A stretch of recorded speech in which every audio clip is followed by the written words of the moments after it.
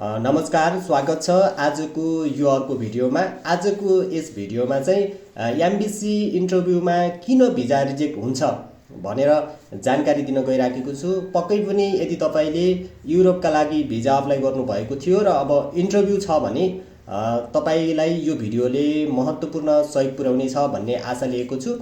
आजको यस भिडियोमा चाहिँ स्पेशली 5 वटा गल्ती जुन तपाईले इन्टरभ्यू दिने बेलामा चाहिँ गर्नै हुँदैन, यदि गर्नुभयो भने तपाईको भिजा 80% रिजेक्ट हुने सम्भावना रहनेछ। यही विषयमा कुरा गर्न गइराखेको छु।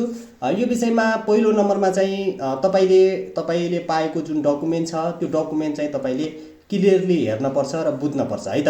जस्तो तपाईको अफर लेटर, वर्क पर्मिट, त्यसपछि कम्पनी बारेमा सोध्दा चाहिँ तपाईले एन्सर दिन सक्नुपर्छ है त। त्यो भएको कारणले गर्दाखेरि तपाईले चाहिँ आफ्नो काम अनि त्यसपछि कम्पनी, त्यसपछि स्यालेरी, यो विषयमा चाहिँ तपाई क्लियर हुनुपर्छ। अब तपाईलाई सोध्दा चाहिँ एजेन्टले पठाएको हो भनेर भन्नुभयो भने तपाईको भिजा सिधै रिजेक्ट हुने सम्भावना धेरै रहन्छ है त। अब त्यसै गरेर दोस्रो नम्बरमा चाहिँ इन्टरभ्यूमा झुट बोल्ने। अब कतिपय क्लाइन्टहरूलाई चाहिँ धेरै नलेजहरू हुँदैन। अब डकुमेन्ट एउटाले प्रिपेयर गरेको हुन्छ अनि त्यसपछि क्वेशन्स फरक तरिकाले सोधियो भने चाहिँ एन्सर चाहिँ दिनुपर्छ भनेर उहाँहरूले चाहिँ झुट बोल्नुहुन्छ। यदि तपाईलाई थाहा छैन भने चाहिँ थाहा नै छैन भनेर भनिदिनु होला।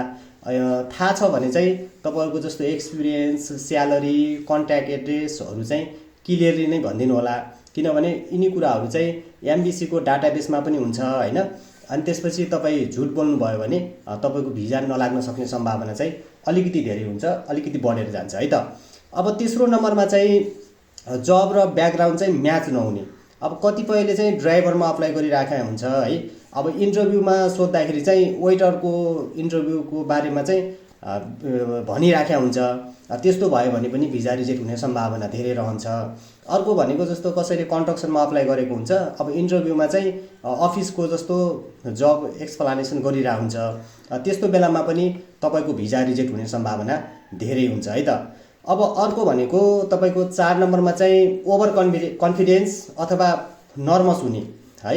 धेरैजना चाहिँ अब धेरै बोल्ने हैन, अनि त्यसपछि अलिकति झर्किने मत्याको एटिट्युड हुन्छ। त्यस्तो भयो भने पनि अलिकति भिजामा समस्या हुन सक्छ। अनि त्यसपछि अर्को कुरो भनेको धेरै डराउने अनि त्यसपछि कन्फ्युज हुने, अनि डराएको जस्तो गर्ने अनि सोद्धाखेरि चाहिँ यो पनि हो कि त्यो पनि हो कि भन्ने जस्तो हुन्छ नि। त्यस्तो भयो भने पनि तपाईको चाहिँ भिजा रिजेक्ट हुने सम्भावना हुन्छ। त्यो भएको कारणले गर्दाखेरि तपाई सिम्पल बोल्नु होला, क्लियर बोल्नु होला अनि कन्फिडेन्स एन्सर दिनु होला। यसो गर्नुभयो भने तपाईको भिजा लाग्ने चान्स धेरै नै हुन्छ है। अब लास्ट को छ, यो चाहिँ मोस्ट इम्पोर्टेन्ट हो। अब यसमा चाहिँ युरोप जानेको पर्पस नै क्लियर नहुनु। के कारणले युरोप जाने भन्ने कुरोको पर्पस नै क्लियर भएन भने पनि भिजा लाग्ने चान्स कम हुन्छ। जस्तो अब किन यो कन्ट्री जाने भन्दाखेरि एन्सरै भन्न नसक्ने हैन। फ्युचर प्लान के हो भन्दाखेरि त्यो पनि भन्न नसक्ने जस्तो कुरा भयो भने तपाईको भिजा नलाग्ने चान्सेस चाहिँ एकदमै धेरै कम हुन्छ है। अब यदि तपाईँ पनि युरोप जाने सोच्दै हुनुहुन्छ अथवा तपाईले चाहिँ युरोपको भिजा लगाइसक्नु भएको छ भने यो भिडियो चाहिँ सेभ गरेर राख्नु होला। इन्टरभ्यू अगाडि एकचोटि हेर्नु होला। यदि तपाईले यही भिडियो सम्बन्धी पार्ट 2 चाहनुहुन्छ भने कमेन्टमा यस लेख्नु होला। म अर्को भिडियो पनि बनाउने छु भन्दै आजको यस भिडियोबाट बिदा हुन चाहन्छु। हस्त नमस्कार।